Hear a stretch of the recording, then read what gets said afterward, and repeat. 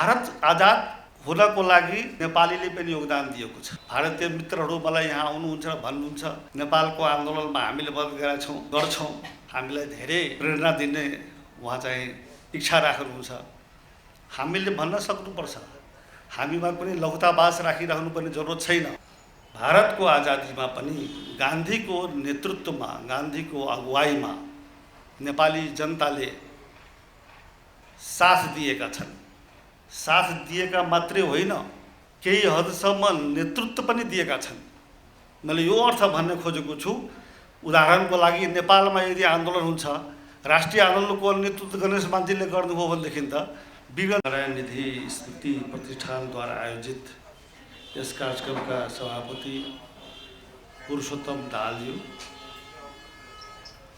आदरणीय अर्जुन नरसिंह केसीज्यू, ओमनाथ दाहालज्यू, त्यस्तै लक्ष्मी दाहालज्यू, विनोद भट्टराईज्यू, यहाँ आजको यस कार्यक्रममा सहभागी सबै विशिष्ट व्यक्तित्वहरू, महिला तथा सञ्जनवृन्द, सबैलाई म आफ्नो तर्फबाट हार्दिक जय नेपाल गर्दछु र गान्धी जयन्तीको शुभ अवसरमा सबैलाई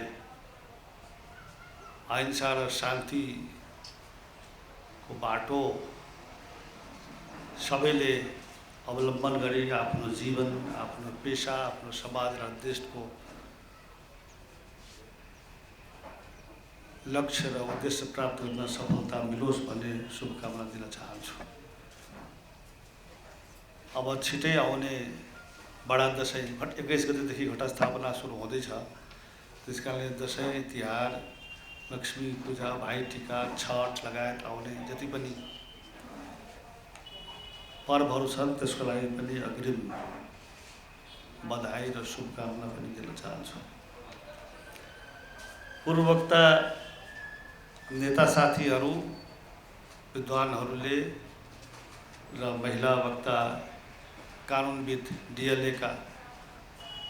डिएलए भनेको डेमोक्रेटिक लयर्स एसोसिएसन हो, त्यसको उहाँ महासचिव हुनुहुन्छ लक्ष्मीजी। उहाँहरूले बोल्नुभयो, धेरै सारगर्भित र महत्त्वपूर्ण विषयहरू हामीसँग सेयर गर्नुभयो, प्रस्तुत गर्नुभयो। त्यसको लागि उहाँहरूलाई म सबैलाई धेरै धेरै धन्यवाद दिन चाहन्छु। गान्धीको बारेमा धेरै भन्नलाई हामीसँग समय पनि कमै हुन्छ। हामीले यसो बुझ्दाखेरि कुनै पनि यस्तो विषय छैन जसबारेमा गान्धीले बोलेको नहोस्। गान्धीले आफ्नो जीवनको यात्राको सन्दर्भमा आफैले व्यवहार गर्दा, आचरण गर्दा त्यसको प्रयोग र परीक्षण नगरेको होस्। कुनै पनि यस्तो क्षेत्र छैन। हामीले सरल भाषामा भन्दा गान्धीले जीवनको बारेमा, जगतको बारेमा र जनताको शासनको बारेमा, विश्व दृष्टिकोणको बारेमा, ब्रह्माण्डको बारेमा, प्रकृतिको बारेमा, धर्म र अधर्मको बारेमा, न्याय र अन्यायको बारेमा, क्रान्ति र अधिनायकवादको बारेमा, राष्ट्रवाद र साम्राज्यवादको बारेमा, विश्वयुद्धको बारेमा, शीत युद्धको बारेमा, देशको अखण्डताको बारेमा, देशको विघटन र विभाजनको बारेमा यसो राम्ररी अध्ययन गर्दा आफूलाई यदि समर्पित गर्नुहुन्छ भने गान्धीलाई पढ्नको लागि मलाई लाग्छ कि कुनै पनि यस्तो विषय छैन। पति पत्नी, प्रेम, समाज, गृहस्थी जीवनदेखि लिएर भोजन, वस्त्र सबैको बारेमा गान्धीले बोल्नु भएको छ। गान्धीले बोलेका, गान्धीले ग्रहण गरेका, गान्धीले अनुसरण गरेका विषयहरूको बारेमा सहमति वा विमति हुन सक्छ। त्यो गान्धीको बेलामा पनि थियो, अहिले पनि छ।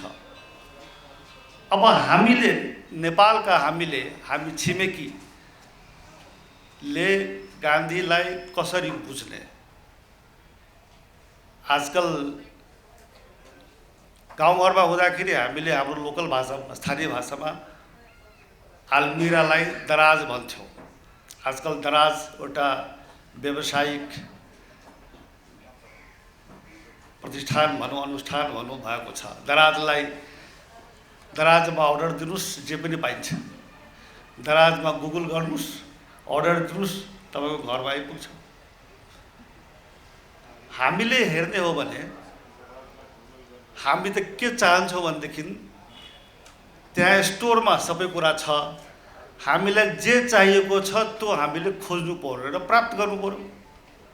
त्यस्तै गान्धीले धेरै कुराको बारेमा बोलेका छन्, धेरै बाटोहरू देखाएका छन्, दिशा निर्देश गरेका छन्।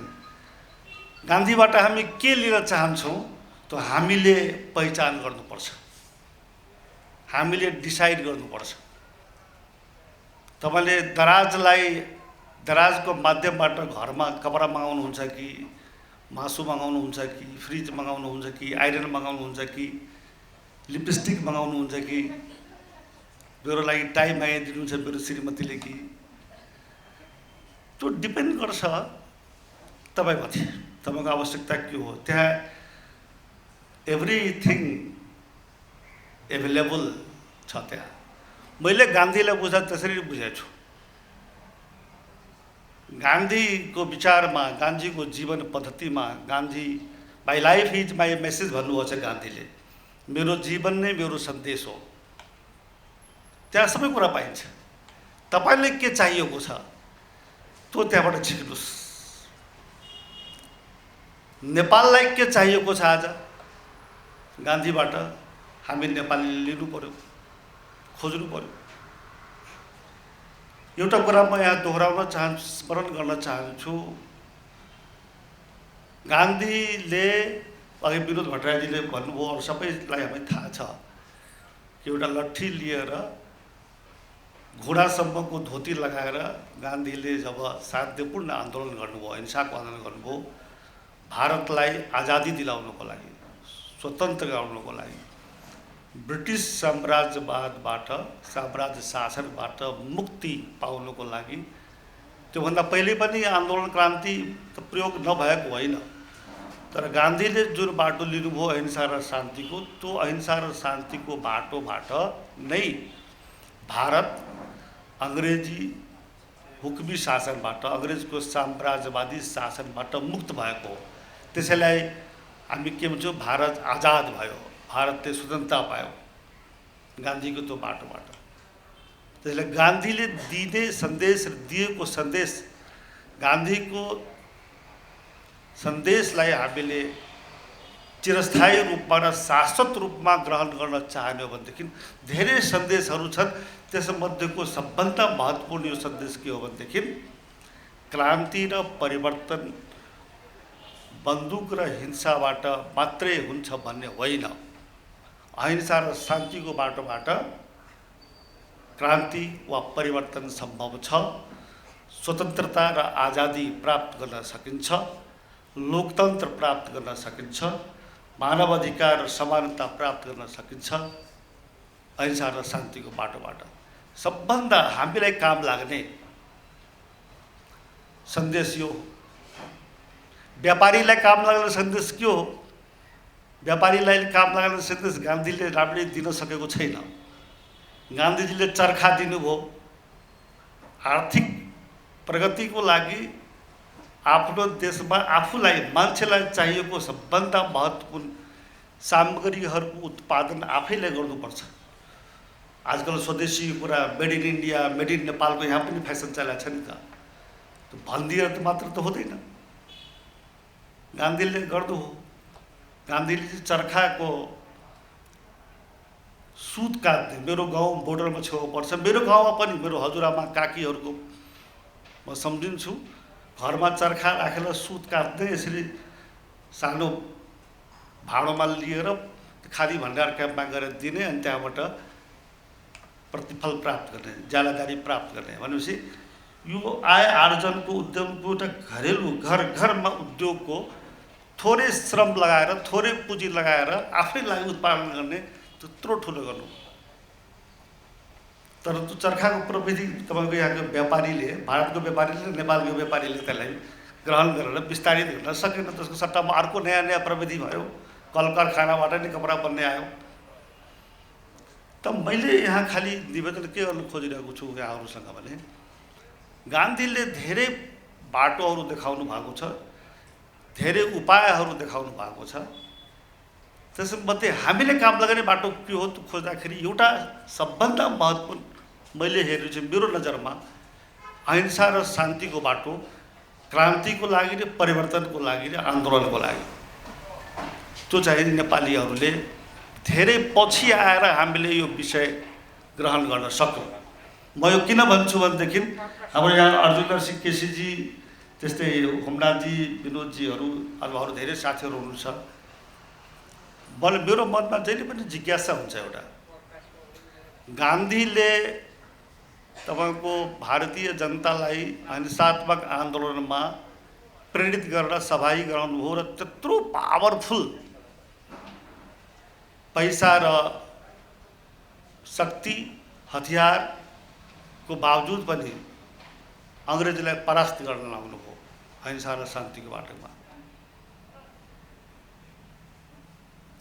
भारत आजाद हुनको लागि नेपालीले पनि योगदान दिएको छ।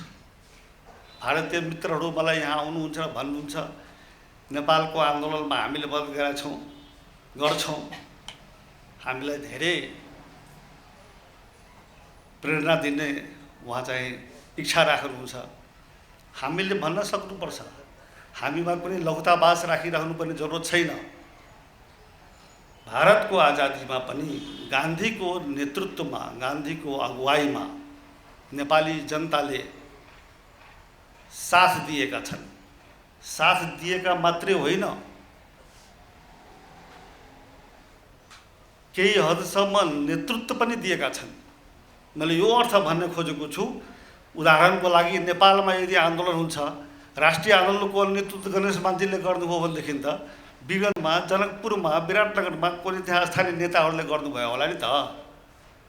त्यस्तै हेर्दै जाने हो भनेदेखि गान्धीजीको नेतृत्वमा भएको आजादीको त्यो अहिंसात्मक शान्तिपूर्ण आन्दोलनमा बीपी कोइराला,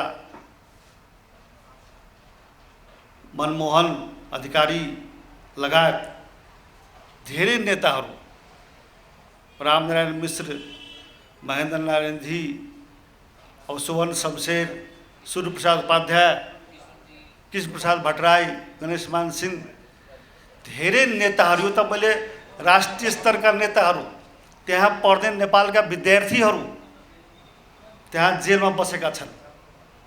त्यसकारणले भारतको आजादीमा नेपाली नेता र नेपाली जनता सशरीर र वैचारिक रूपमा पनि संलग्न रहेका छन्। त्यसकारणले भारतको आजादीमा यदि हिस्सा नै खोज्ने हो भने पनि नेपालको छ है, नेपालको पनि छ है, त्यो पनि भन्न चाहन्छु। त्यो भन्न, त्यो सोच्न हामी चाहिँ पछि पर्नु हुँदैन। हामीमा कुनै लघुताभास राखिराख्नुपर्ने जरुरी छैन। त्यस्तै भारतको सुरक्षा प्रणालीमा पनि नेपाली जनताले साथ दिएका छन् र दिइरहनेछन्।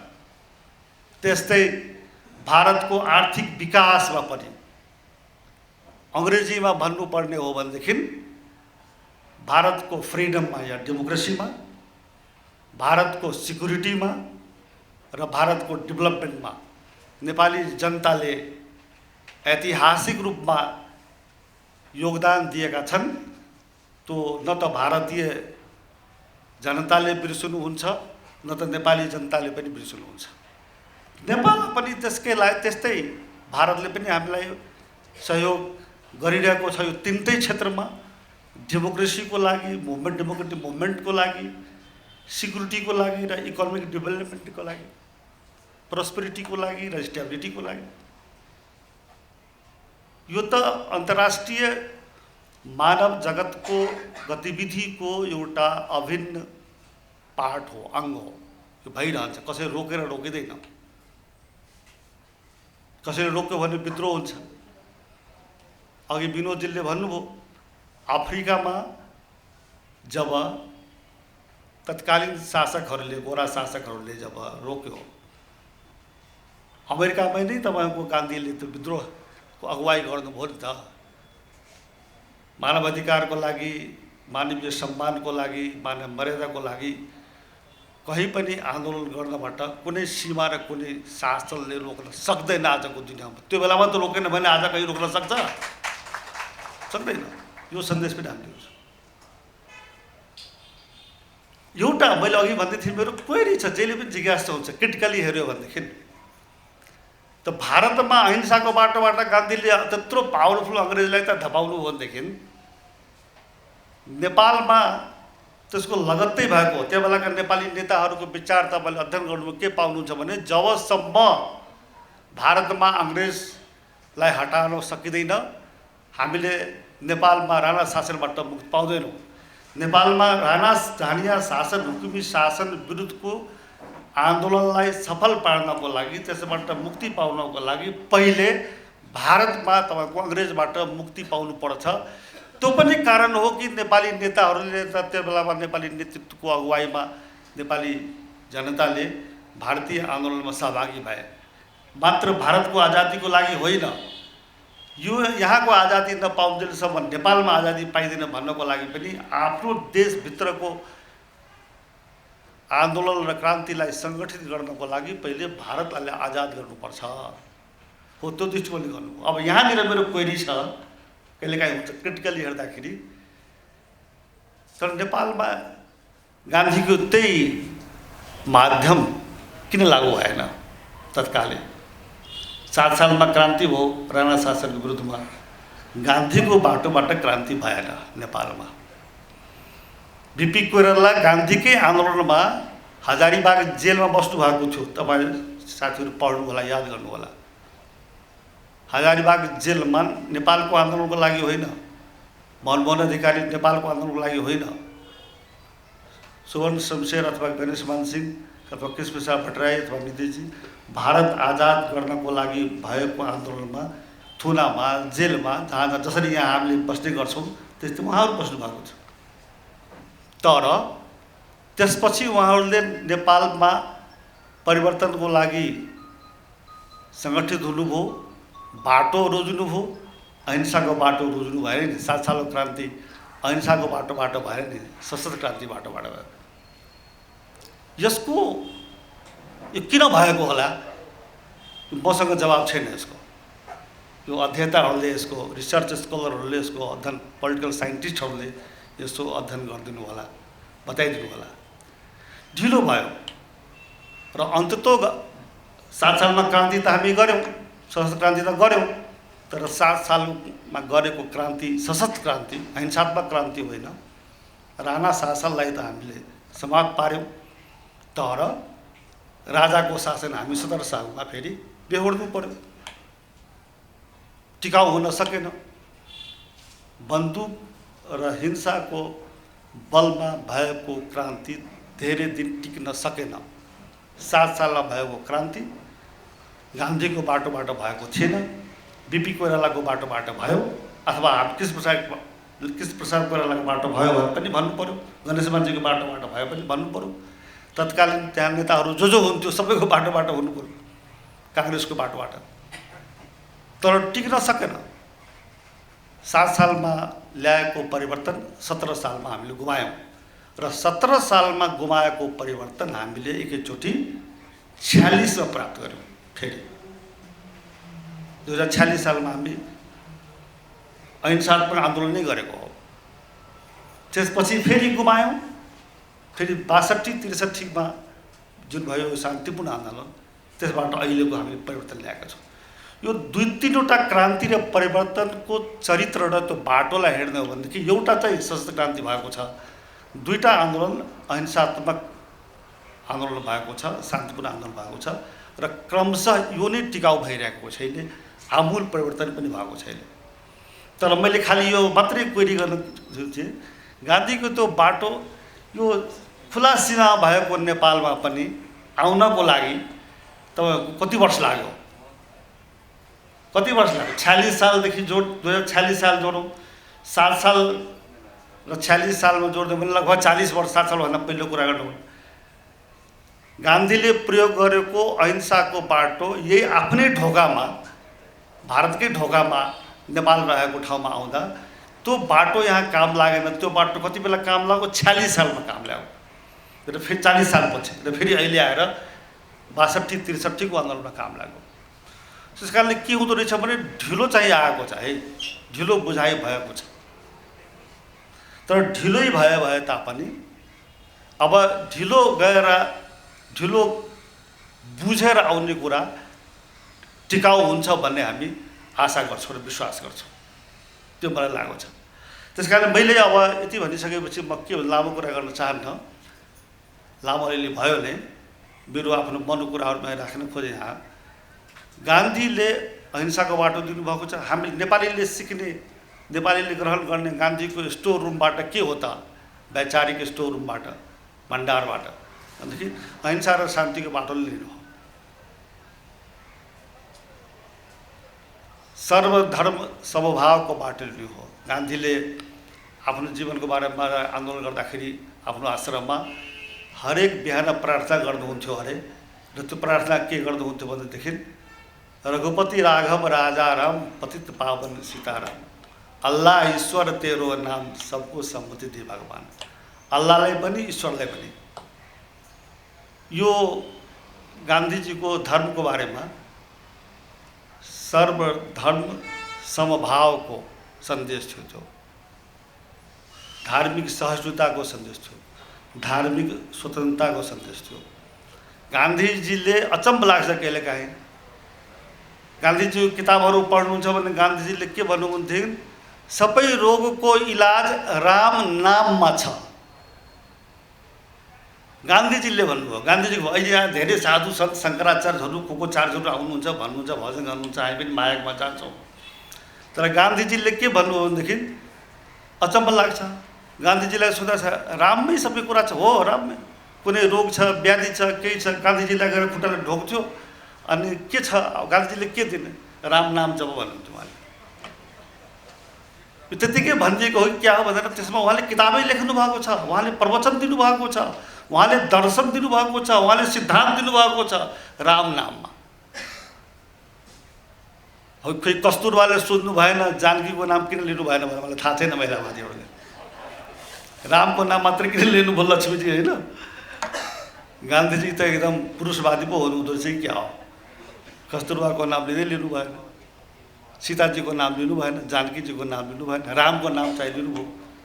तर यहाँनिर म त्योभन्दा अर्को कुरा के ध्यान आकर्षण गर्न खोजेको छु भनेदेखि रामको नाम उहाँले धार्मिक हिसाबले लिनुभयो नि त, आध्यात्मिक हिसाबले लिनुभयो। धर्म र अध्यात्मको उहाँको जुन सोच थियो, जुन बाटो थियो, जुन चिन्तन थियो, त्यो त्यसलाई उहाँले भन्नुभयो। र उहाँलाई जब गोली चलाएर, टाउकोमा गोली चलाएर हत्या गर्यो, त्यो बेलामा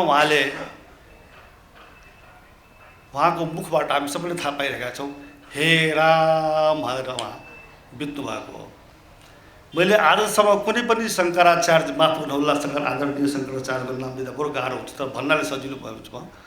कुनै पनि धार्मिक गुरु नेपाल, भारत, एसियाका, संसारका कुनै पनि धर्मका, चाहे तो हिन्दू होस्, चाहे तो मुसलमान होस्, चाहे तो क्रिस्चियन होस्, चाहे तो बुद्धिस्ट होस्, चाहे तो किराती होस्, चाहे तो लिच्छवी होस्, कुनै पनि धर्मगुरुहरू, विद्वानहरूको महाप्रयाण भन्छ जसलाई, निधनलाई महाप्रयाण भन्ने गर्नुहुन्छ उहाँहरू। महाप्रयाणको बेलामा आफ्नो देउताको नाम मुखबाट उच्चारण गरेको मैले अहिलेसम्म समाचार सुनेको छैन। अब अरू संसारका साथीहरूले कसैले सुन्नुभएको छ पहिलो कुरा हो, मैले कमसेकम पढेको र सुनेको छैन। महात्मा गान्धी बाहेक कुनै पनि साधु सन्तको महाप्रमाण समाधि लिने बेलामा आफ्नो हे राम, हे कृष्ण, हे शिव, हे राधे, हे गोपाल केही भनेको मैले सुनेको छैन। भनेदेखि म के भन्छु भने महात्मा गान्धी त यस्तो, अब उहाँ जस्तो मान्छेलाई उहाँलाई पनि अधार्मिक भन्न मिल्छ, धर्म विरोधी हो भन्न मिल्छ, हिन्दू विरोधी हो भन्न मिल्छ? मिल्दैन नि त। उहाँलाई पनि धर्म विरोधी र हिन्दू विरोधी भन्ने मिल्ने भने त कसलाई भन्ने? त्यसकारणले म के गान्धीको भण्डार, विचार भण्डारबाट, उहाँको जीवन पद्धतिको भण्डारबाट लिने सन्देश एउटा के पनि देख्छु भनेदेखि धार्मिक स्वतन्त्रताको, धार्मिक सहिष्णुताको, सर्वधर्म समभावको त्यो गान्धीले दिनुभएको सन्देश त्यो पनि हो। र गान्धीले दिएको सन्देश अर्को के छ भने मानव प्रति सम्मान गर्नुपर्छ, छुवाछुत गर्नु हुँदैन। उहाँले सबभन्दा बढी आन्दोलन चलाउनु हो यो अछुत र छुतको विभेद प्रथाको उन्मूलनको लागि गान्धीजीले। त्यो पनि सन्देश हामीले ग्रहण गर्नु हाम्रो लागि काम लाग्छ, नेपालको लागि। त्यसकारण म साथीहरूसँग के आग्रह गर्न चाहन्छु भनेदेखि गान्धीबाट हामी छिमेकै भएको नेपालले प्रेरणा लिने, सिक्ने धेरै कुराहरू छन्। हामीले यसमा लाज मान्नु पनि हुँदैन र यसमा हामीले उदासीन पनि हुनु हुँदैन। हामी मार्क्सका, स्टालिनका, लेनिनका, माओका सबै यो कुरा सुन्दाखेरि हामीलाई कुनै आपत्ति हुँदैन। तर गान्धीले त्यत्रो ठुलो परिवर्तन गरेको छ जसको बारेमा अहिले सारा संसार रियलाइज गर्दैछ र त्यसैले संयुक्त राष्ट्र सङ्घले जुन आजको दिनलाई अन्तर्राष्ट्रिय स्तरमा अहिंसा र शान्ति दिवस मनाउनुपर्छ जुन घोषणा गर्यो, त्यो महात्मा गान्धीप्रति कुनै पक्षपात गरेर भेदभाव गरेर त होइन होला नि त। संयुक्त राष्ट्र सङ्घ यस्तो राष्ट्र संस्था हो देशहरूको जसमा सबैले जबसम्म स्वीकार गर्दैन त्यो लागू हुँदैन। र आज संसारले यो हिंसाबाट आक्रान्त भइरहेको बेला, अधिनायकवादबाट आक्रान्त भइरहेको बेला, जातीय दङ्गाबाट आक्रान्त भइरहेको बेला, विभेद र मतभेदबाट आक्रान्त भइरहेको बेला संसारका जति पनि चिन्तकहरू छन्, त्यो बेलाका नेतृत्वदायी पुस्ताहरू थिए, त्यो सबै मध्ये उत्तम नै सायद गान्धीको बाटो हो कि। त्यस कारणले गान्धियन ग्लोबलाइजेसन अफ गान्धियन वे आजको एजेन्डा भएको छ। गान्धीको बाटोलाई अन्तर्राष्ट्रियकरण गर्नु आजको एजेन्डा भएको छ संसारको लागि, भारतको लागि मात्र होइन। भारतमा के भइरहेछ भारतीय नेताहरूले जान्ला। हामी नेपालीहरूले अब यो बुझ्नु पर्यो कि यो गान्धीको बाटो क्रान्तिको लागि पनि र क्रान्ति पश्चातको सुशासनको लागि पनि, समृद्धिको लागि पनि, आर्थिक विकासको लागि पनि र द्वन्द्व व्यवस्थापनको लागि पनि, कन्फ्लिक्ट म्यानेजमेन्टको लागि पनि। थरी थरीको कन्फ्लिक्ट हुन्छ, महिला र पुरुषमा लैङ्गिक मतभेदको कुरा आउँछ, दलित र सवर्णको बिचको कुरा आउँछ, जाति जनजातिको कुरा आउँछ, विविधताहरूको बिचमा अधिकार र सम्मानको कुरा आउँछ, पहिचान र प्रतिनिधित्वको कुरा आउँछ। यी सबै किसिमको हुन सक्ने सम्भावित द्वन्द्वहरूको समाधान पनि गान्धीको बाटोबाट गर्न सकिन्छ। हामी नेपालीले गान्धीबाट बुझ्ने, गान्धीको बाटोबाट बुझ्ने र सिक्ने यो पनि महत्त्वपूर्ण कुरा हो। हामीले यही कुराहरूलाई जारी राखेर अब आजको जुन नेपालको राजनीति छ त्यसलाई पनि हामीले एउटा दिशा दिनु परेको छ। अघि अर्जुन दाइले भन्नु हो कति 81 दिन भयो क्यारे होइन यो गठ सरकार बनेको, 81 दिन भयो, 81 दिन भयो। गठबन्धनको तर्फबाट गठबन्धनमा सहमति नभएको कारणले हाम्रै पार्टीको सभापति, नेपाली काङ्ग्रेसको सभापति शेरबहादुर देउवाको नेतृत्वमा रहेको सरकारले मन्त्रीमण्डलको पूर्णता दिन सक्नु भएको छैन।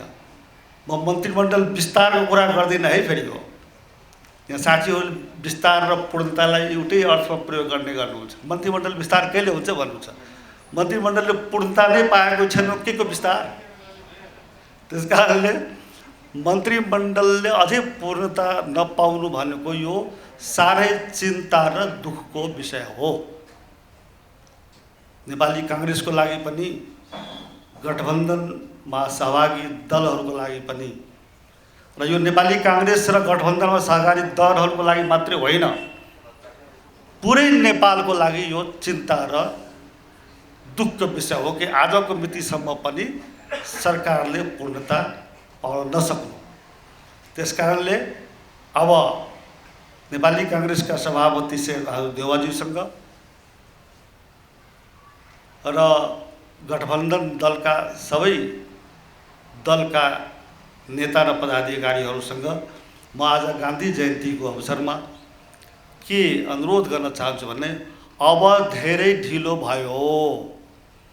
अब छिटोभन्दा छिटो मन्त्रीमण्डलले पूर्णता पाउने गरी तपाईहरूको सक्रियता र तपाईहरूको निर्णय आउनै पर्ने भयो। अब धेरै पर्खिन सकिँदैन।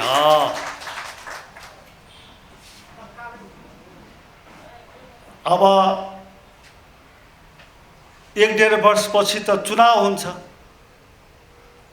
3टै तहको चुनाव हुन्छ। 3टै तहको निर्वाचन त हुन्छ नै, कसैलाई मन परोस् या नमन परोस्, चुनाव त हुनु नै छ। लोकतन्त्रको हिसाबले पनि, संविधानको हिसाबले पनि, प्रणालीको हिसाबले पनि।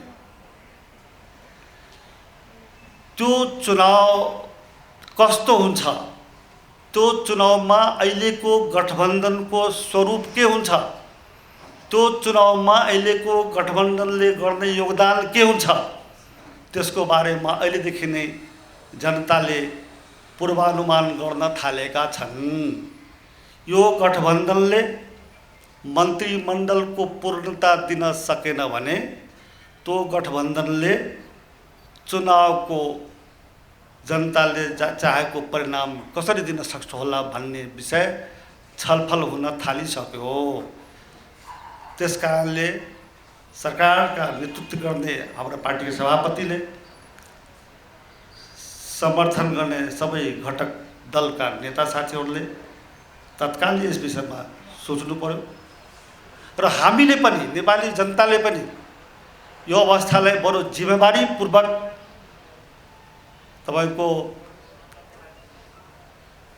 ह्यान्डल गर्नेलाई के भन्छ, ह्यान्डल गर्नेलाई नेपालीमा व्यवस्थापन गर्ने, गुड, अब चन्द्रजीले भन्नु, यो बडो संवेदनशील र बडो जटिल अवस्था छ अहिले।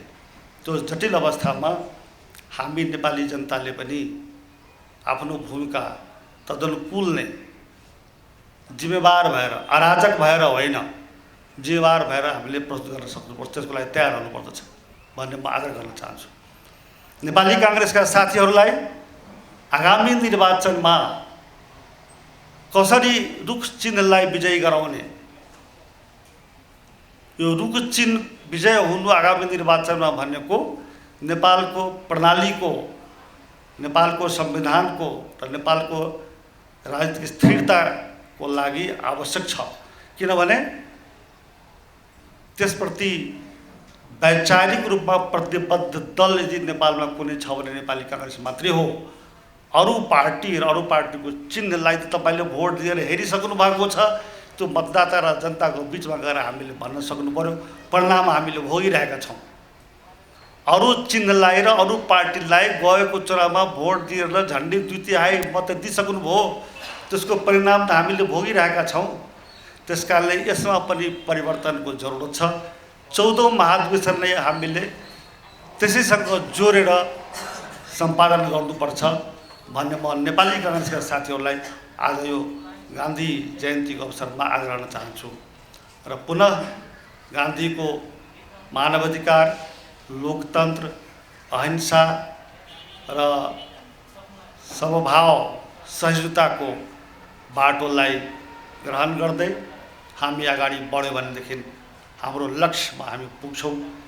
यही नै विश्वासको साथ गान्धीप्रति सम्मान व्यक्त गर्दै म तपाईँहरू सबै मेरो कुरा सुनिदिनु भएको छ, त्यसको लागि आभार प्रकट गर्दै बिदा हुन्छु। धन्यवाद।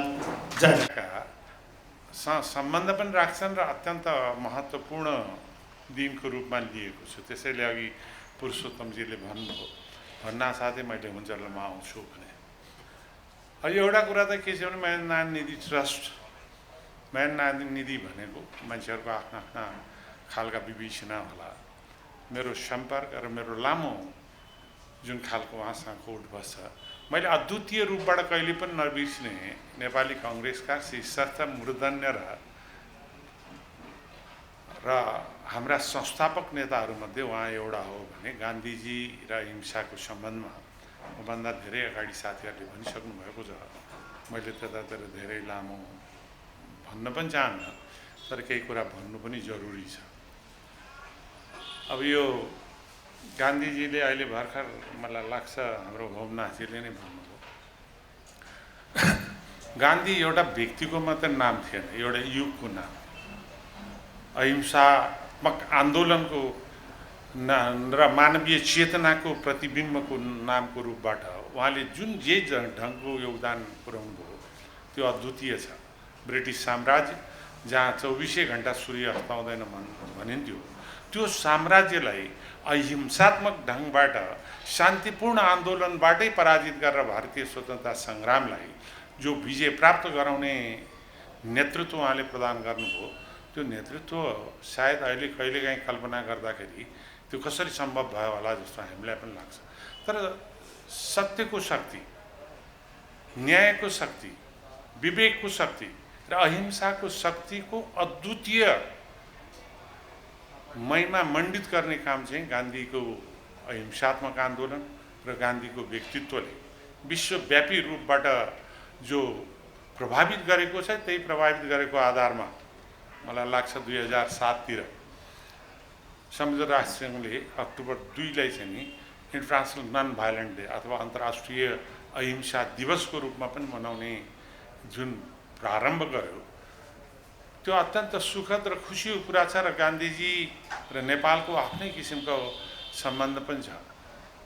बुद्धले अहिंसा परमो धर्म भनेर जुन चाहिँ अहिंसा नै सबभन्दा धर्मको केन्द्रबिन्दुको रूपमा स्थापित मान्यता गर्नुभयो, त्यही अहिंसालाई नै गान्धीजीले राजनीतिक हतियारको रूपमा पनि जसरी चाहिँ नि प्रयोग गरेर व्यावहारिक रूपमा देखाउनु भयो, त्यो अत्यन्त प्रशंसनीय छ। किनभने संसारमा धेरै चिन्तकहरू हुन्छन्, धेरै दार्शनिकहरू हुन्छन्, ती दार्शनिकले दर्शन मात्रै दिन्छन् तर व्यवहारमा परिणत गर्न सक्दैन। उनीहरूलाई दार्शनिकको रूपमा मात्रै चिनिन्छ, व्यावहारिक रूपमा उनीहरूले गर्न पाएका हुँदैनन्। दुईटा मात्रै मैले देख्छु, भारतमा महात्मा गान्धीजी, नेपालमा बिपी कोइराला। दार्शनिक र चिन्तक मात्रै होइन, व्यावहारिक जीवनमा पनि त्यसलाई प्रयोग गरेर आफ्नो योगदान दिएर जानुभएको छ। त्यो सिलसिलामा गान्धीजीको अहिले मैले जति प्रशंसा गरे पनि त्यो कमै हुन्छ। गान्धीजीको अहिले भर्खर साथीहरूले भने जस्तो साना साना घरेलु उद्योगदेखि सहकारी मुभमेन्टलाई जबरजस्त अगाडि ल्याउनुपर्छ र ठुला यो के अरे क्यापिटल इन्टेन्सिभ अथवा पुँजीमा मात्रै आधारित भन्दा पहिला जगबाट बसाल्नुपर्छ, सानोबाट सुरु गर्नुपर्छ भन्ने जुन चेतना छ, त्यसलाई चाहिँ म के भन्छु भने यो स्मल इज ब्युटिफुल भन्छ नि। सानोबाट सुरु गरेर नै त्यसलाई कसरी प्रभावकारी रूपले परिचालन गर्न सकिन्छ भने जस्तै आज यो कार्यक्रममा आउँदाखेरि पनि यसमा गुणात्मक दृष्टिकोणले, सङ्ख्यात्मक दृष्टिकोणले धेरै सानो ठुलो कति होला, तर गुणात्मक दृष्टिकोणले अत्यन्त महत्त्वपूर्ण साथीहरू, राष्ट्रिय जीवनका विभिन्न पक्षमा योगदान पुर्याएका अत्यन्त पुराना पत्रकार, मानवाधिकारवादीदेखि पत्रकार क्षेत्रमा चाहिँ योगदान पुर्याएका, नेतृत्व गरेका साथीहरूले लगायतका जो साथीहरू हुनुहुन्छ, हामीले अहिले गम्भीरतापूर्वक यो दोस्रो चरणमा प्रवेश गर्नुपर्ने आवश्यकता के छ भने लोकतन्त्रको स्थायित्वको लागि शान्ति। लोकतन्त्र र शान्ति एकअर्काका पूरक हो। शान्तिको विकल्प छैन, हिंसाको भविष्य हुँदैन। त्यसका यो शान्ति प्रक्रिया र शान्ति हामीले चाहिँ नि नारामा मात्रै शान्तिको जप गरेर हुँदैन। किनभनेदेखि जप चाहिँ नि शान्तिको गर्ने, व्यवहार चाहिँ नि हिंसात्मक गर्ने भयो भने त्यसको कुनै अर्थ हुँदैन। हामीले समग्र नेपालको राजनीतिक परिवेशलाई एकातिर विश्लेषण र समीक्षा गर्नुपर्ने स्थिति छ भने अहिले वास्तवमै यो नन भाइलेन्सको कति इम्पोर्टेन्ट छ भन्ने कुरा चाहिँ नि अत्यन्त धेरै प्रखर बुद्धिजीवी साथीहरू भएको हुनाले म अलिकति अहिलेको विश्व परिस्थितिलाई तपाईँहरूको ध्यान आकर्षण गर्न चाहन्छु। अहिले हामी द्वितीय विश्वयुद्ध पछिको अत्यन्त तिक्तता र विश्व ध्रुवीकरणको जो एउटा अवस्था थियो 1990 भन्दा अगाडिको, त्यो झन्नै त्यही स्थितिमा हामी पुग्न थालेका छौँ। हिजो द्वितीय विश्वयुद्ध पछि विश्व चाहिँ नि अमेरिका र रुसको बिचमा ध्रुवीकृत थियो, दुईटाको बिचमा शीतयुद्ध थियो र त्यो शीतयुद्धको सम्पूर्ण एपिसेन्टर अथवा केन्द्र चाहिँ युरोप थियो। अब त्यो ठ्याक्कै सिफ्ट भएर चाहिँ नि अहिलेको विश्वयुद्ध र तीव्र ध्रुवीकरण विश्वयुद्ध होइन, विश्व ध्रुवीकरण र शीतयुद्ध चाहिँ नि त्यसको त्यो सिफ्ट यसरी भएको छ कि अब युरोप होइन एसियामा सरेको छ। एसिया मात्रै होइन, साउथ एसियामा सरेको छ। साउथ एसिया मात्र होइन, दुईटा चीनसँगको निकटतम छिमेकीको नाताले, दुईटा मित्र राष्ट्रहरूको बिचमा भएको नाताले सबभन्दा ठुलो असन्तुलित ढङ्गले हामीले सानो कुनै कमजोरी गऱ्यौँ भने राष्ट्रियता र सिङ्गे हाम्रो लोकतन्त्र मात्रै होइन, धेरै चिजमा असर पर्ने स्थिति छ। अहिलेको ध्रुवीकरण चाहिँ नि तपाईँ विश्व परिवेश अहिले जति सहिलो छ लोकल लेभलमा देखिन्छ, तर तपाईँ हङकङदेखि लिएर गएर चाहे लेबनानको कुरा गर्नुहोस्, चाहे इराकको कुरा गर्नुहोस्, चाहे सिरियाको कुरा गर्नुहोस्, यहीँ आएर चाहिँ नि म्यानमारको कुरा गर्नुहोस्, त्यसपछि आएर अहिले भर्खरको अफगानिस्तानको कुरा गर्नुहोस्, इन्डो पाकिस्तानको बिचमा देखिएको टेन्सन र हाम्रा दुईटा छिमेकी मित्रहरूको बिचको चाहिँ नि युद्ध स्तरको द्वन्द्वको स्थितिमा हामी नेपाल छौँ। त्यो स्थितिमा नेपाल, नेपाली जनता र नेपाली काङ्ग्रेस तिनटै पक्षले बौद्धिक रूपले अत्यन्त गम्भीरतापूर्वक सोच्नुपर्ने स्थिति छ। यो अहिलेको अन्तर्राष्ट्रिय द्वन्द्वको जो अखाडाको रूपमा नेपाल परिवर्तन हुन थालेको छ। एउटा त इन्टरनेसनल नन भाइलेन्ट अन्तर्राष्ट्रिय यो जुन हामी चाहिँ अहिंसा दिवस मनाउँदैछौँ, यसमा सतर्क हुनुपर्ने आवश्यकता के छ भने अहिलेको स्थिति अत्यन्त पेचिलो भएर गएको छ। तपाईँ साउथ चाइना सीमाको स्थिति हेर्नुहुन्छ भने तपाईँहरू सबैले बुझ्नु भएको छ, म त्यतातिर चाहन्न। युरोपमा भएको संसारको सबभन्दा ठुल्ठुलो मिसाइल्सहरू त्यो बेला चाहिँ अमेरिकन परराष्ट्र मन्त्री पम्पियोले सार्वजनिक रूपले भनेको छ, तपाईँहरूमध्ये धेरैले सुन्नु भएको छ, पत्रकारहरूलाई अझ बढ्दा थाहा होला, त्यसलाई चाहिँ हामी एसियामा सिफ्ट गर्दैछौँ साउथ एसियाभन्दा। किन सिफ्ट गर्ने? अहिले युरोपमा सेक्युरिटीको थ्रेट छैन। अब थ्रेट चाहिँ नि एसियामा छ र कुनै पनि बेला भारतमाथि आक्रमण भयो भने त्यसलाई सुरक्षा गर्नुपर्छ भने यता थुप्रिया छ भने तपाईँहरूलाई राम्रोसँग थाहा छ कि संसारमा अहिले पहिलोचोटि ताइवानले संसार उसको अहिलेसम्म भएकोमा शक्तिशाली वेपन्स मिसाइल उसले निर्माण गरेको स्थिति छ भने हिजो भन्न त होइन भनिरहेछन्, तर हिजो नर्थ एटलान्टिक ट्रिटीको जुन स्वरूप छ त्यो ट्रिटीको स्वरूपमा क्वाड भनेर चाहिँ नि अमेरिका सँगसँगै युरोप त हुने नै भइहाल्यो, त्यसपछि अस्ट्रेलिया, जापान र त्यसमा इन्डिया पनि सम्मिलित हुँदाखेरि त्यसले यो रिजनमा जुन खालको थ्रेट इम्पोज गरिरहेछ त्यो थ्रेट इम्पोजलाई गम्भीर रूपले हेर्ने शक्ति र त्यसलाई सामना गर्न सक्ने शक्ति भनेको नेपाली काङ्ग्रेसै मात्र। नेपाली काङ्ग्रेसको यत्रो लामो इतिहास छ कि यसले तीन चोटिसम्म युग परिवर्तनको क्रान्तिको नेतृत्व मात्र गरेन, 7 सालदेखि चाहिँ नि 47 साल र 62-63 को तीनटा आन्दोलनको मात्र नेतृत्व गरेन।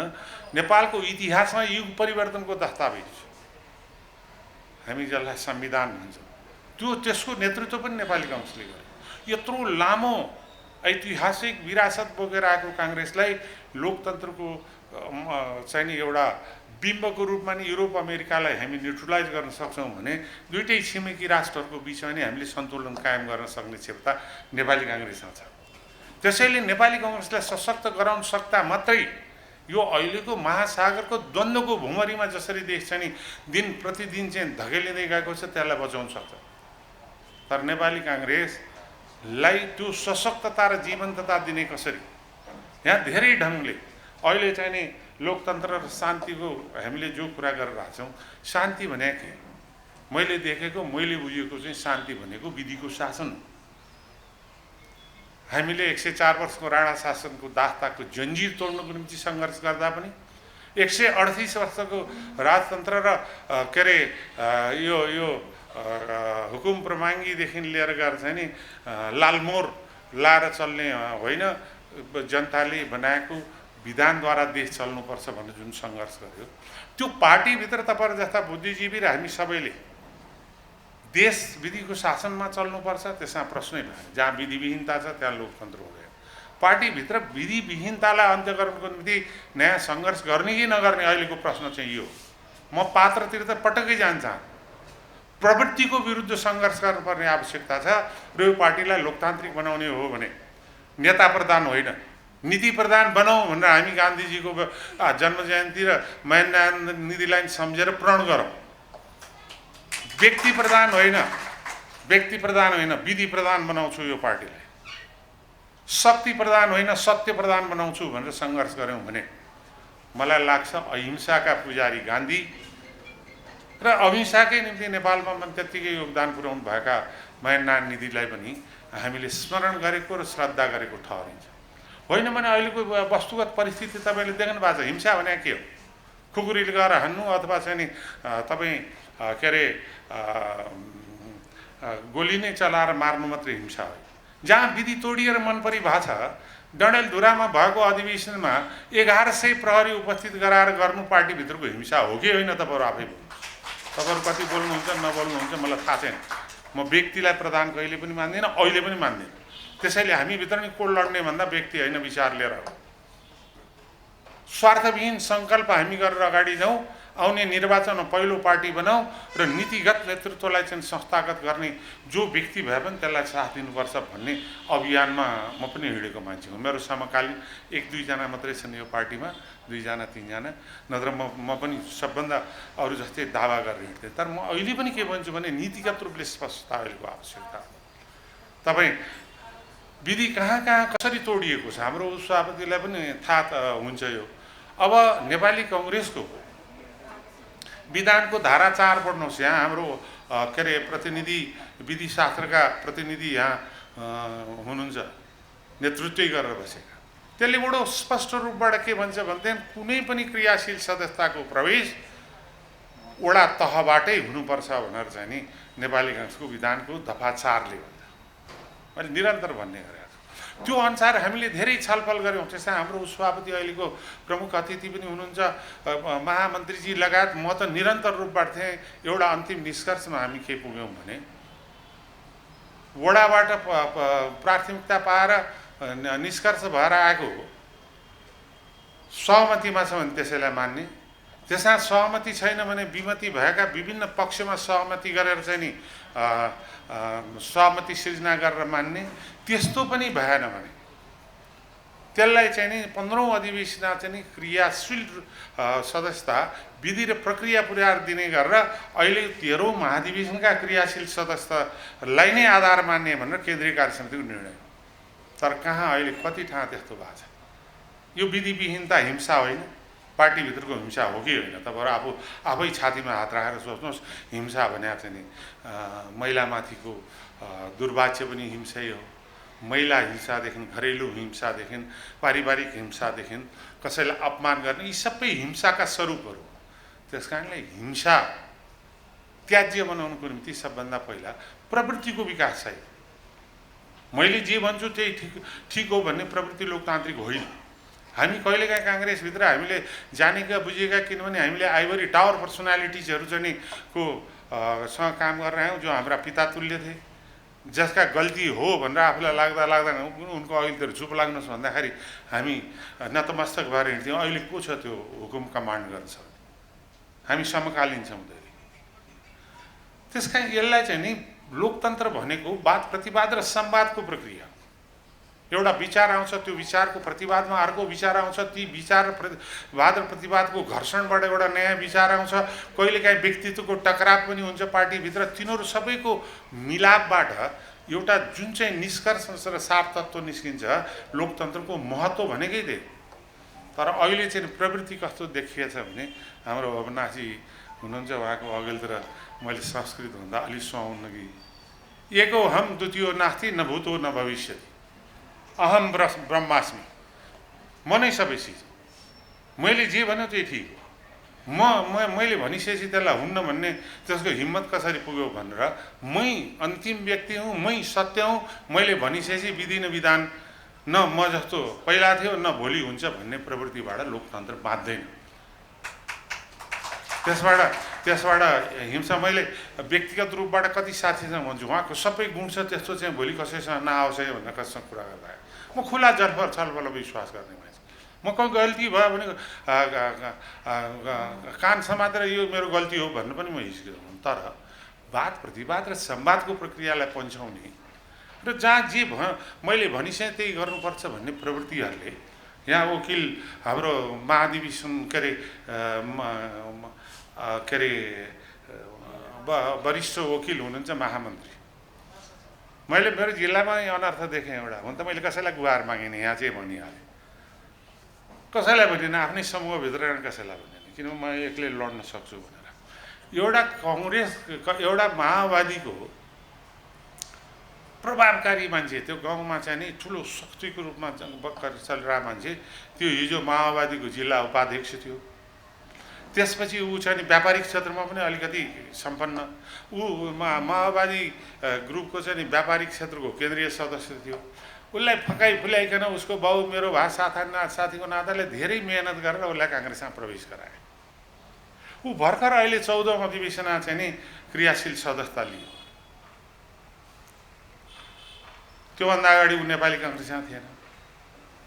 अब तर त्योभन्दा अगाडि ऊ चाहिँ नि त्यो नगरपालिका चुनाव लड्यो है, जुन बेला ऊ काङ्ग्रेसमा थिएन। अहिले हाम्रो पार्टीको संस्थापन पक्षमा त्यो जिल्लाका एकजना प्रभावकारी नेताले उजुर गरेर त्यो पहिला चुनाव लडे हुनाले त्यसलाई चाहिँ नि वञ्चित गर्नुपर्छ भनेर त्यो वडाको अहिलेसम्म चुनाव भएको छ। यो क्रियाशीलै सदस्य नभए मान्छेलाई, अहिले क्रियाशील सदस्यता ल्याए मान्छेलाई पहिला लड्यो भनेर कारवाही गर्ने हो भने त तपाईँले गरे समायोजना त हामी सबै ठाउँ उजुर गर्छौँ। के गर्दो रहेछ यो निर्वाचन समिति? कमसेकम निर्वाचन समितिमा बसेका मान्छेहरू कोही कसैका पक्षमा होला, म कोही कसैको पक्षमा हुनेसँग चाहिँ नि, तर त्यसले त्यो लक्ष्मण रेखा विधि र विधानको परिधिभित्र दाहिनेको कोणसम्म र देब्रेको कोणसम्म चाहिँ नि कानुनको परिधिले भ्याएसम्म चाहिँ गऱ्यो भने गऱ्यो। अब यस्तै हो, हामी व्यक्तिको मान्छे भएको छौँ भनेर। यस्तो हो, जो मान्छे नेपाली काङ्ग्रेसको क्रियाशील सदस्यै होइन त्यसलाई भागी उम्मेदवार भयो भनेर उजुर गर्ने र अहिले बनाएको निर्वाचन समिति जसमाथि हामीले यत्रो ठुलो भरेर विश्वास गर्नुपर्छ स्वतन्त्र र निष्पक्ष निर्वाचन गराओस् भनेर, त्यसले निर्णय नगरेर राख्ने भने यो कस्तो खालको लोकतन्त्र? योभन्दा ठुलो हिंसा राजनीतिक रूपले केही हुन्छ? त्यसका अहिले यहाँ कहिलेकाहीँ सहमतिको कुरा गर्छौँ। सहमति त राजनीतिको सबभन्दा महत्त्वपूर्ण पक्ष, तर सहमति भनेको सहअस्तित्व, तिमी पनि बाँच म पनि बाँच्छु, मेरो सम्मान पनि कायम होस्, तिम्रो सम्मान पनि कायम होस्। यहाँ कसैले सहमतिलाई आत्मसमर्पणको रूपमा बुझाएको छ भने मर्न तयार होइन्छ, तर आत्मसमर्पण कसैले गर्दैन। किनभने हामी लोकतन्त्रवादी भएको कारण के? हामी हाम्रो सम्मानलाई जोगाउँछौँ, हामी हाम्रो समाजको सम्मानलाई जोगाउँछौँ, हामी राष्ट्रिय अस्मिताको निम्ति लड्छौँ, हामी विधिविहीन समाजलाई चाहिँ नि परिवर्तन गर्छौँ भनेर लडाइँ गर्ने काङ्ग्रेस हुने। अनि त्यो आफ्नै सम्मान जोगाउन नसक्ने काङ्ग्रेस के काङ्ग्रेस हो? त्यसले के नेतृत्व देला? त्यसका अहिले यो जुन खालको अहिले लोकतन्त्र र शान्तिको जो कुरा गर्दा लोकतन्त्र भनेको पद्धतिको मात्र नाम होइन। त्यो गीता पाठ गरे जस्तो, बाइबल या कुरान पाठ गरे जस्तो पाठ गरेर लोकतन्त्रवादी होइन। लोकतन्त्रवादी हुनको निम्ति लोकतान्त्रिक प्रवृत्तिको जरुरी छ। लोकतान्त्रिक प्रवृत्ति मात्र होइन, लोकतान्त्रिक प्रक्रिया अपनाउनुपर्छ। यी सबै समग्र रूपले एउटा नयाँ आन्दोलन नेपाली काङ्ग्रेसभित्रको आवश्यकता छ।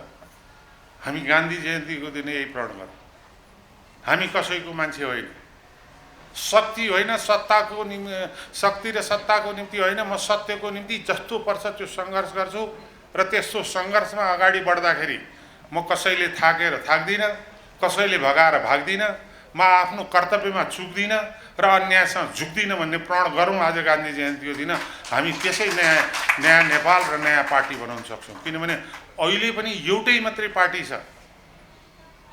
अघि होमनाथजीले ठिकै भन्नुभयो, एउटै मात्रै पार्टी छ जसले अन्तर्राष्ट्रिय परिस्थिति युरोप र अमेरिकालाई पनि तीनटा ठुल्ठुलो क्रान्तिको नेतृत्व गरेको, कहिल्यै नथाकेको लोकतन्त्रको निम्ति।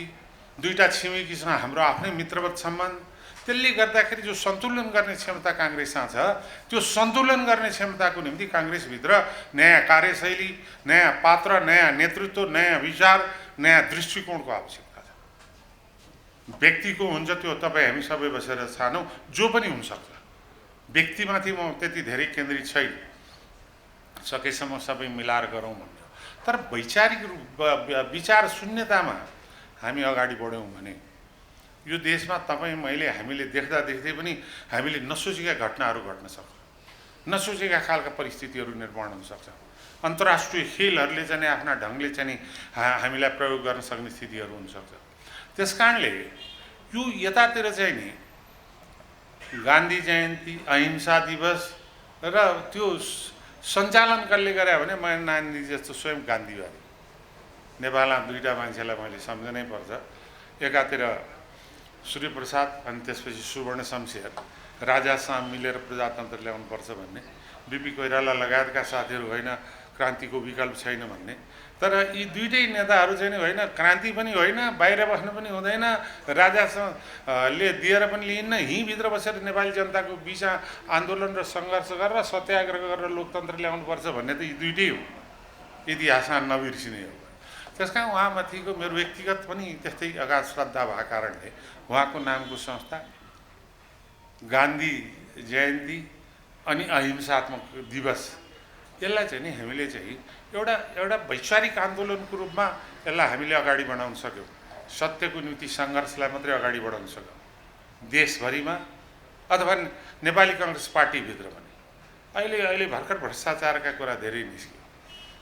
मैले त एउटा पदाधिकारीको मिटिङ र सार्वजनिक एक दुईवटा टेलिभिजन इन्टरभ्यूमा भनेको छु, हामीले 33 केजी सुनदेखि वाइट बडी काण्डसम्म, ओम्नी प्रकरणदेखि यति प्रकरणसम्म, अनि के अरे सेक्युरिटी प्रिन्टिङ प्रेसदेखि दसौँ के अरे भ्रष्टाचारका केस ओली सरकारको पालामा गडगडाएर भन्यौँ र देशका जनताले विभिन्न भागमा ताली बजाए। अब भोलि त्यही नारा लिएर हामी जनता बिचमा जाने भने तेरो सरकार त्यो के गर्दै भन्छ। त्यसैले अर्थ केही नगरे पनि एउटा निष्पक्ष भूतपूर्व कुनै प्रधान न्यायाधीशको संयोजकत्वमा स्वतन्त्र, निष्पक्ष र पारदर्शी एउटा आयोग गठन गरेर यो सबै छानबिन गर, त्यो बेला चर्चा चलेका भनेर मात्रै पनि अहिले सरकारले गरिदियो भने त्यो छानबिन कहिले हुँदै गर्छ, चुनावको बेला हामीले छानबिन गराउन लाग्छौँ, पख यी भ्रष्ट हुनु भन्नु पाउँछ। हामी चाहिँ नि सरकारमा गयौँ, कति फाइदा भयो कति बेफाइदा भयो, म त्यतातिर प्रवेश गर्न चाहन्न। सरकार किन पनि प्रवेश गर्न चाहन्न भने आज 81 दिन मात्रै भयो। संसारभरिको लोकतन्त्रमा 100 दिन चाहिँ नि प्रतिपक्षले पनि नयाँ आउने सरकारलाई पर्खिनुपर्छ। This is democracy. 100 days is honeymoon days for new government. त्यो संस्कार त्यहाँमाथि मेरै पार्टीको सभापति प्रधानमन्त्री हुनुहुन्छ, मैले केही बोल्ने कुरा त छैन, म बोल्दिनँ पनि। तर के छ भन्दा यो पार्टीको विमलजी मान्नुहुन्न नत्र म चितवनका एक दुईजना मान्छेलाई के अरे फोन गराइदिन्छु, उहाँलाई पनि भन्नुहोस् है भने, किनभने मैले मन पराउने मान्छे मात्रै। अब पुलिसहरू चाहिँ नि चितवनमा जितेकाहरू तिमीहरू कुन चाहिँ पक्ष हो भन्दा रिपोर्ट लिँदैछ, के गरे? यस्तो पनि पार्टी हुन्छ, यस्तो पनि डेमोक्रेसी हुन्छ? जो जित्यो काङ्ग्रेसले जिताएछ, भोलि कसलाई भोट देला त्यो क्यालकुलेसन गरेर कसलाई कहाँ प्रहार गर्नुपर्ने खेलको दृष्टिकोणले कब्जी गर्ने हो भने त किन यो महाधिवेशनको कुरा गरेर नि हो, मैले चाहिँ बुझाएको छु। लु म तपाईँहरूलाई सार्वजनिक रूपले भने, यो म चितवनमा मेरो भाइको डेथको कारणले, सानोका छोरा डेथको कारणले गएको, त्यहाँ सम्पूर्ण मान्छेहरूले भनेका छन् र यो सत्य हो। र सरकारका कसैले हाम्रो प्रधानमन्त्रीजीले नथाहा पाइकन यस्तो गरे हो तुरुन्त बन्द गरेर लाउनुहोस्, यहीँबाट मैले कुनै पत्रिका मार्फत भन्न चाहेँ। यस्तो पनि हुन्छ पार्टीभित्र। त्यस कारणले यो बलजफ्ती अब कतिपय ठाउँमा चाहिँ नि कुनै प्रहरी चाहिँ को अलिकति हाकिम खालको अब दाजु बाबु त्यहाँका प्रभावकारी नेता यता आइस भनेदेखि प्रमोसन गरिदिन्छु भने होइन, उनीहरू दाजुबाबुको कुरा हो, म त कतै पनि छैन, म त पुलिसको मान्छे भनेपछि अब त्यो गाउँपालिका हारेपछि त्यो पुलिसलाई तुरुन्त सरुवा गरिदिनु भनेर गइछु। मैले हिजै मात्रै फोन गरेँ, के हो यस्तो पनि हुन्छ भनेर आइजिबीलाई। अब यो खालको जो गतिविधिहरू देखिएको छ म जो भए पनि हामी एकीकृत रूपबाट यो पार्टीलाई संस्थागत सत्यको लडाइँको यात्रामा गान्धी जयन्तीको दिन मायान्ना निधिलाई पनि सम्झेर अहिले भइरहेका राजनीतिक हिंसाहरूलाई चाहिँ नि र विधिविहीनतालाई तोड्दै हामी अगाडि बढ्नुपर्ने आवश्यकता छ। हामीलाई कहिलेकाहीँ चाहिँ पृथ्वीनारायण शाह जाँदा जाँदा म यति भनिहालौँ, पृथ्वीनारायण शाहको प्रभाव चाहिँ नि गान्धीजीलाई परेको थियो भनेर भन्छु। किनभने देशका कपडा बुन्नेहरूलाई आफ्नै देशमा कपडा बनाउनु, देशको पैसा बाहिर जाँदैन भन्ने प्रभावबाट नै गान्धीजीले चर्खा आन्दोलन सुरु गर्नुभयो भन्छु म। नेपालका ऐतिहासिक वीर पुरुषहरूलाई हामीले नसम्झिँदाखेरि यहाँ भोलि प्रश्न कति ठाउँ आउँछ, तिमीहरू यसको मन मनाउँछ, खोइ पृथ्वीनारायण शाहको मनाऊ। पृथ्वीनारायण शाहको आफ्नै योगदान छ नेपालको इतिहासमा, त्यसलाई हामीले स्मरण नगर्ने कुरा भएन। त्यसैले म अहिले गान्धीजीप्रति हार्दिक रूपबाट श्रद्धासुमन व्यक्त गर्दै म मेरा नेता मायान्ना निधिजीलाई पनि स्मरण र नमन गर्न चाहन्छु। आज यो कार्यक्रममा तपाईँहरूको बिचमा मैले जे अभिव्यक्ति दिने मौका दिनुभयो, पुरै त मायान्ना निधि ट्रस्ट नैलाई धन्यवाद दिन चाहन्छु। त्यसमा पनि